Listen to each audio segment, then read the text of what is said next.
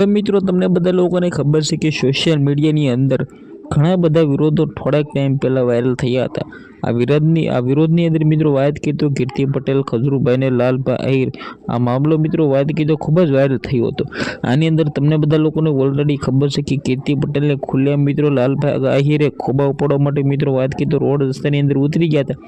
પરંતુ મિત્રો વાત કરીએ તો કીર્તિ પટેલ ક્યાંય પણ જોવા મળી નહીં ને તે કુંભ મેળાની અંદર ભાગી ગઈ। ત્યારબાદ મિત્રો વાત કરીએ તો લાલભાઈ આહિર છે તેને ગોતવાનું બંધ કરી દીધું અને કીર્તિ પટેલે ખુલ્લેઆમ મિત્રો કીધું છે કે હું પાછી ગુજરાતની અંદર આવીને મારું કામ ચાલુ કરી।